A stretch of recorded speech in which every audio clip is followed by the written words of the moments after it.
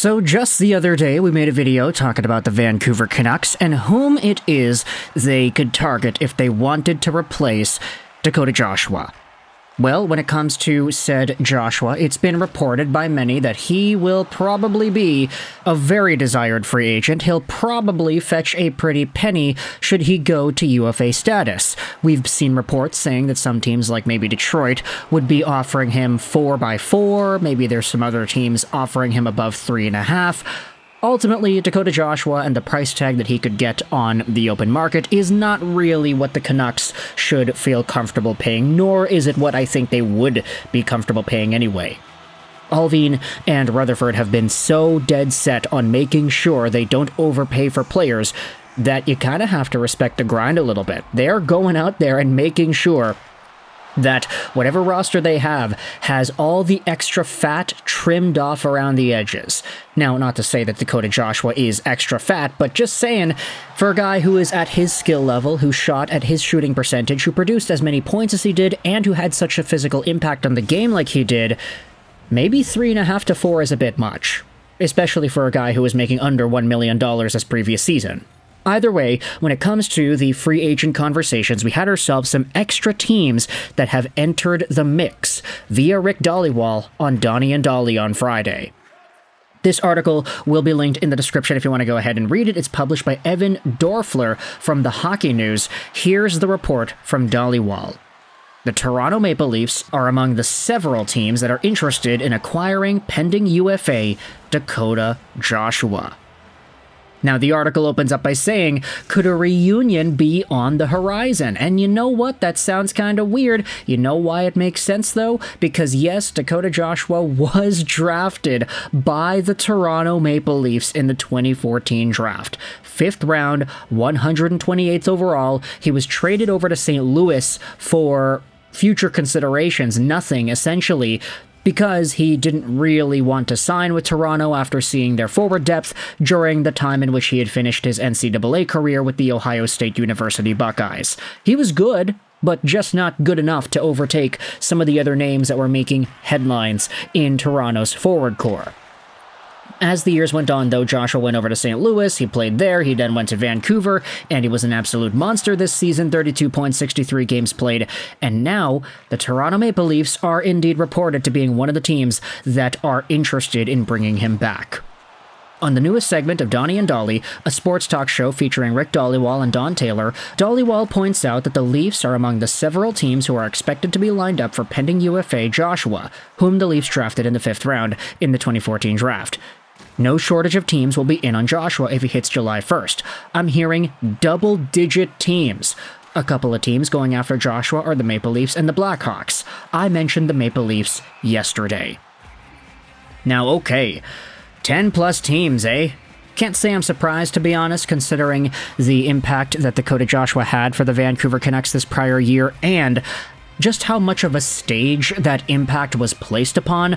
I mean, Game 1 against Nashville and Game 1 against Edmonton, Joshua had a whole bunch of points, he had very clutch goals, and he was so good for the Vancouver Canucks in these moments. And I think, as if the season that he had had in the regular season wasn't enough, these moments where Joshua was put on the spotlight, front and center on everybody's television screens, these were the moments that allowed Joshua to really be coveted by other NHL teams that were tuning in, watching the playoffs, and trying to scout some of the pending UFAs to be. Hey, this is a guy who is so talented, he shows up in huge moments, he's physical, he's cheap, and he is gonna be a UFA. So that certainly is an attractive package for any NHL team going out there and looking. 10-plus teams? Yeah, no, totally not surprised there, seeing Dhaliwal say this. But when it comes to the two teams that are mentioned, I wanted to talk about Toronto, and I also wanted to talk about the Chicago Blackhawks, because, as we had talked about in another earlier video, the Toronto Maple Leafs the past few years have been in this odd sort of state where you can acknowledge that they're definitely just going after a whole bunch of guys that can add that physical element. It might just be a Brad Treliving thing, but for now, just work with me here. We had the Ryan O'Reilly trade come and go. That wasn't Brad Treliving, but you get what I mean. And then once Treliving came around, you had Max Domi, Tyler Bertuzzi, Ryan Reeves. Some of these guys fit a very specific mold of player. Not to mention the Michael Bunting replacement that they ended up getting in Matthew Knies. There has always been this need for physicality for Toronto, especially when you consider the play styles of some of the top guys.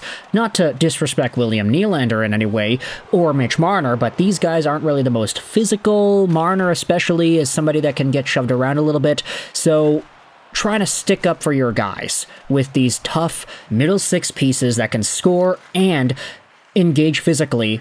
Hey, it makes sense. It's an agenda that the Maple Leafs have, and it's worked. Kind of. They didn't make the second round, but you get what I mean.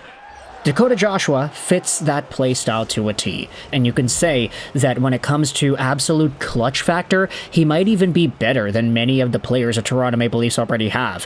I get it, you can talk about unsustainable shooting percentages and whether or not Dakota Joshua will regress to a much more reasonable shooting percentage next season if he'll score way fewer goals as a result, but based off of the sample that we had seen, I don't really know if anybody's looking at Joshua and projecting him to, okay, he's gonna score half the amount of goals that he did next year. I don't really think that's too much of an outcome, mostly because a lot of the goals that Joshua scored were really well-placed, well-timed, open net goals. It's a 2-on-1 give and go. Joshua to Garland, back to Joshua. It's in the back of the net. There are plays where Joshua finds himself in open space and dangles the pants off of a goalie going through the legs or 5-hole. These aren't really like sniper goals that Dakota Joshua would score. You would assume that a sniper's shooting percentage that's really high would likely regress as he continues his career, but a guy who pretty much does cleanup crew, who has fancy hands in tight, and makes these goals look like the easiest things in the world, setting himself up on silver platters with empty net opportunities, with nice give-and-goes and putting himself in the right spot, opening up the goals so much that even your late grandmother could go out there and put him in, like, that's a skill in and of its own. And it's not going to be totally encapsulated by looking at his high shooting percentage and say, oh yeah, this guy's a goal scorer. Like, he's not really that. He just happens to score a lot of goals. Do you get what I mean? There's some nuance there. And so for Toronto, it would make sense. Also for Chicago, I'd say this would be a really nice sort of addition to bolster up the depth throughout the middle of their lineup. They already had themselves the Corey Perry situation try itself out. It didn't work, unfortunately, but with Corey Perry, it's the same kind of style that they were looking for in this entire Dakota Joshua thing. How Corey Perry has this certain skill set where he is agitative, he can score some points here and there, he can be a part of a clutch middle to bottom line, and maybe make some damage when you'd least expect it, whilst giving his opponents a tough time.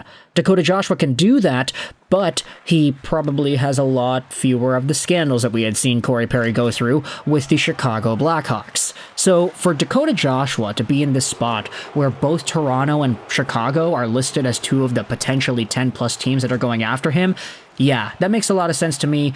There's going to be a bidding war for this guy. You just got to go out there and ask, hey, if it's already reported that Steve Yzerman is willing to get Joshua for 4x4, $16 million, $4 million a year, will Toronto and Chicago go out there and offer something similar, or maybe a little bit more? Chicago especially has the opportunity to offer this dude as much gosh darn money as he wants, because they're gonna need to spend to the cap floor, they're gonna need to surround Connor Bedard with some talent, and Bedard, as a Canucks fan, probably does have some sort of an affirmation for Dakota Joshua. Just taking an educated guess out there. Of course, I'm not Connor Bedard. I'm not going to go out there and speak for the guy, but if he was a fan of Joshua, it would make sense, considering how big of a fan he was of Tyler Mott back in the day.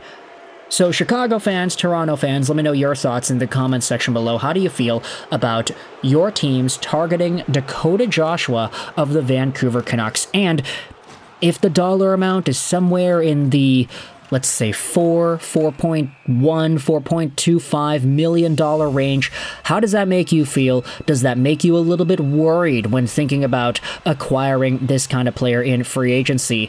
And does it change the way you think your team should be constructed? If you get a Dakota Joshua, where does he play in your lineup? Who does he play alongside of on the penalty kill? Who does he play alongside of at even strength? Let me know your thoughts in the comment section below. Article will be linked in the description. It goes out there and talks about a few other things in regards to Joshua and Toronto, so you can go ahead and read the article for that insight. But thoughts in the comment section below. I hope you enjoyed this video. 9, and bye.